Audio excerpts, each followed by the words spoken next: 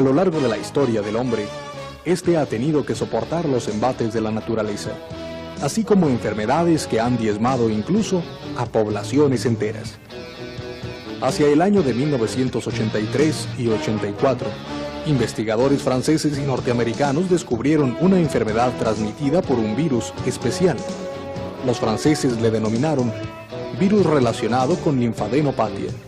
Por su parte, los investigadores estadounidenses le llamaron virus 3 linfotrópica de las células T humanas. En mayo de 86, el Comité Internacional sobre Taxonomía del Virus recomendó un nuevo término, HIV por sus siglas, virus de inmunodeficiencia. Finalmente, quedó como SIDA por sus siglas, significando síndrome de inmunodeficiencia adquirida. El SIDA es una enfermedad mortal que se propaga a pasos agigantados en todo el mundo debido al desconocimiento general sobre la misma. A continuación, una serie de preguntas con sus respuestas respectivas que a todos nos interesan sobre el SIDA. La primera de ellas, ¿cuál es el factor etiológico o agente causal del SIDA? La respuesta es, esta enfermedad está causada por un virus, HIV por sus siglas, virus de la inmunodeficiencia humana. Este virus pertenece a la clase conocida como retrovirus. ¿Y cómo es que se reproduce este virus de inmunodeficiencia humana? Como todos los virus, los llamados retrovirus se reproducen únicamente en las células vivas, las cuales les sirven de huésped. El virus copia entonces la información genética de una forma que pueda integrarse en el propio código genético de la célula huésped. Para saber cuál es el tiempo que dura su reproducción, la respuesta es, una vez que el virus penetra una célula, la infección es permanente, ya que los nuevos virus, al ser liberados por la célula huésped, infectan a otras células y así sucesivamente. El virus tiene la capacidad de alterar rápidamente la estructura genética y, debido a sus proteínas externas, de ser reconocido por el sistema inmunológico. De ahí, precisamente, lo difícil de desarrollar una vacuna. ¿Cuáles son las manifestaciones clínicas de este padecimiento? Cuando las personas desarrollan síntomas, presentan linfadenotapia persistente generalizada, que es la inflamación de los ganglios linfáticos en las zonas extrainguinales. Esta linfadenotapia se acompaña de sudores nocturnos, fiebre, diarrea, pérdida del peso corporal, por lo que es conocida como la enfermedad que adelgaza, por pérdida extrema, fatiga e infecciones oportunistas como candidiasis, herpes. Toda esta signología se presenta en forma intermitente y varía en gravedad. Ahora bien, ¿cuáles son las infecciones oportunistas más frecuentes ligadas al SIDA? Varía en diferentes regiones, aunque las más comunes son tuberculosis, meningitis, virus herpes simple, candidiasis bucal o esofágica. Asimismo, otras como criptoesporidiosis, toxoplasmosis del sistema nervioso central y erupciones de la piel. También está la neumonía y el sarcoma de Kaposi, que es el cáncer más común en los pacientes con SIDA. ¿En qué tejido se le encuentra con más frecuencia? El virus de la inmunodeficiencia humana se le encuentra principalmente en la sangre, en el semen, en el líquido cerebroespinal y con menos frecuencia en lágrimas, saliva, leche materna, calostro, orina y secreciones cervicales y vaginales. Hasta la fecha, solo existen pruebas concluyentes de que el virus se transmite por la sangre y el semen. ¿Cuál es la vía principal de transmisión del SIDA? Lo constituye principalmente las relaciones sexuales, heterosexuales.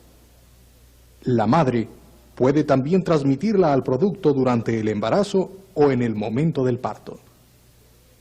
Las parejas que han mantenido relaciones sexuales con múltiples compañeros, hay que tener presente que en la promiscuidad existe un alto riesgo de contagio. Casi todos los casos del SIDA han ocurrido en personas sexualmente activas de entre 20 y 40 años de edad.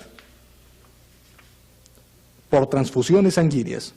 Esto cuando no se realizan pruebas para detectar que ya existía el padecimiento. El uso de agujas hipodérmicas que están contaminadas del SIDA.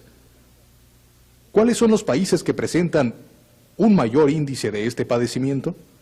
En la actualidad son 71 países los que la han notificado. El mayor número de casos se ha declarado en los Estados Unidos, luego Europa Occidental, África, Brasil y Haití. Las estadísticas médicas estiman que en todo el mundo existen de entre 5 y 10 millones de individuos infectados. ¿Qué países tienen mayor prevalencia?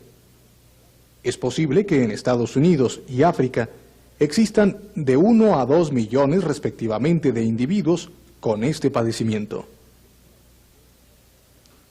¿En qué países fue donde se diagnosticó primeramente este virus? La infección puede haber aparecido por primera vez en Zaire, antes llamado Congo, a finales de los años 70, casi al mismo tiempo que hizo su aparición en los Estados Unidos y en Haití. ¿Los casos de SIDA van en aumento? Los servicios de salud pública en los Estados Unidos afirman que para 1991 se habrán declarado más de 270,000 casos. Hay que tener presente que es difícil determinar cuán rápidamente va en aumento en lugares donde la vigilancia de la enfermedad y el equipo para el diagnóstico son inadecuados. Existe la pregunta, ¿el SIDA es una enfermedad mortal? Así es, en efecto, no se dispone aún de ningún tratamiento eficaz. En los Estados Unidos, aproximadamente el 50% de los pacientes mueren dentro de los 18 meses de haberse diagnosticado la enfermedad y alrededor del 80% en un plazo no mayor de 36 meses.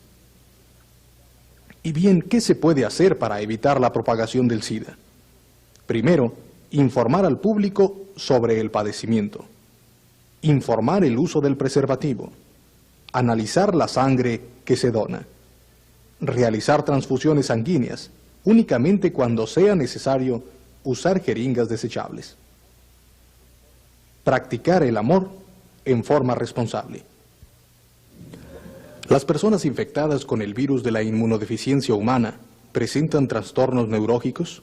La respuesta es sí, y estos trastornos pueden ser severos, ya que por lo general suelen ir acompañados de pérdida progresiva de la memoria, o sea, la demencia, síntomas psiquiátricos, encefalitis y meningitis, por lo que presentan síntomas neurológicos. La pregunta obligada es, ¿el SIDA se transmite por contacto casual? La respuesta es no. El SIDA no puede transmitirse por un simple apretón de manos, a través del aire, la comida, el agua o las picaduras de los insectos. Y bien, ¿cómo afecta el SIDA a una mujer embarazada? Si una mujer infectada con el virus de la inmunodeficiencia humana quedara embarazada, puede transmitir el virus al producto durante el embarazo, durante el parto y muy posiblemente durante la lactancia. ¿Qué métodos de laboratorio existen para detectar este mal?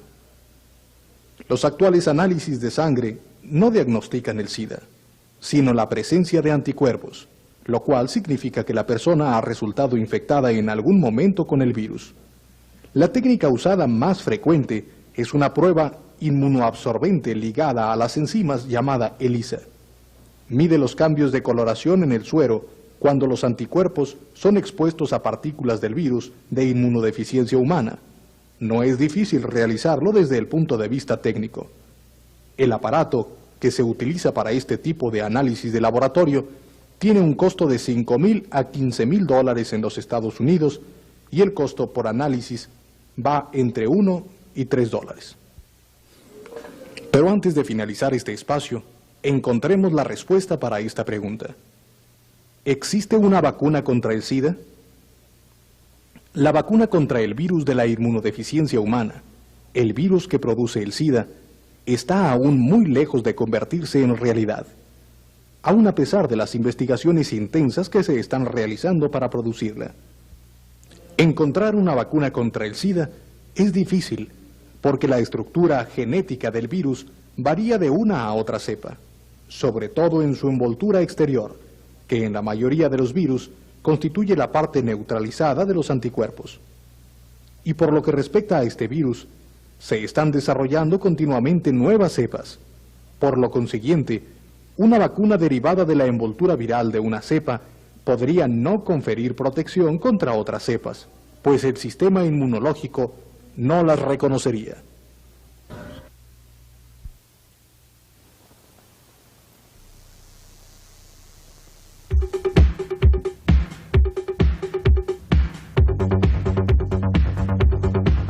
La lucha que sostiene el hombre para abatir las enfermedades es continua. Su empeño no ceja hasta encontrar la fórmula, el remedio. Sin embargo, existen enemigos que la ciencia aún no puede combatir. Enemigos que, por cierto, han cobrado muchas vidas, en algunas ocasiones por apatía misma de la humanidad, y otras porque la ciencia repliega filas. El cáncer es un término genérico que designa enfermedades tumorales, las cuales pueden ser de origen y desarrollo distinto, mas todos tienen en común la presencia de una alteración en el mecanismo de la división celular, el cual produce precisamente el crecimiento tumoral y la mayor de las veces su desarrollo es acelerado y de origen maligno. Cabe destacar que también existen tumores benignos y estos permanecen claramente diferenciados del tejido circundante, por lo tanto no son cancerosos y entre ellos se incluyen las verrugas, que son tumores de células grasas. El avance del tumor maligno invade los tejidos vecinos y se extiende a otros puntos del organismo, ya sea por vía linfática o sanguínea, originando tumores secundarios y por siembra a distancia conocida como metástasis. En la actualidad, y a pesar de la investigación, se desconoce por qué una célula comienza a dividirse de repente y de una forma incontrolada, llevando al resto del organismo a la muerte. Aunque hoy en día, si el crecimiento tumoral maligno se detecta a tiempo, se puede tratar con efectividad mediante la cirugía, radioterapia y fármacos. Cabe destacar que en los países industriales, el cáncer se ha convertido en la segunda causa de muerte, aunque una nueva enfermedad asola a la humanidad, el SIDA. Hacia 1900 muy pocas personas que padecían de cáncer podían curarse.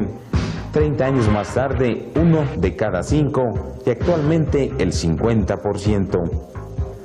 Además, es justo comentar que la asociación cáncer-muerte se mantiene ejerciendo una enorme influencia en el comportamiento del enfermo y con sus familiares, debido a que ellos juegan un papel importante en la rehabilitación del paciente y además que con los avances técnicos en el campo médico, el tratamiento permite asegurar su aplicación correcta, permitiendo curar alrededor de la mitad de los casos, claro, cuando el padecimiento es diagnosticado en las fases tempranas. En la mujer predominan los tumores del aparato genital, mientras que en el hombre es más común el cáncer en la piel y pulmones. Sin embargo, el cáncer de mama empieza a ocupar un lugar importante en la estadística. Esto es en sí, masas tumorales de la glándula mamaria en la mujer, que podríamos decir es ya causa común de fallecimiento. Su incidencia es a partir de los 40 y 50 años, aunque estudiosos recientes demuestran que a partir de los 30 años aparece frecuentemente. Y si a lo anterior le agregamos que este tipo de cáncer es hereditario, ya que pacientes con antecedentes familiares de este padecimiento, hijas y hermanas, por ejemplo, son más aptas para presentar la enfermedad más precozmente. La medicina, por su parte, recomienda que sea la misma mujer la que trate de encontrar tumoraciones en sus glándulas mamarias. Esto mediante el tacto, tratando de localizar pequeños tumores y que, de ser así, acuda inmediatamente con el médico para su tratamiento, ya que cuando estos se localizan tempranamente existe tratamiento completo. La apatía o negligencia pudiera crear graves consecuencias, incluso la muerte. De ahí la importancia de que todos tengamos un chequeo temporal con nuestro médico, ya que, por ejemplo, el uso exagerado en el hábito de fumar puede ser el inicio del cáncer.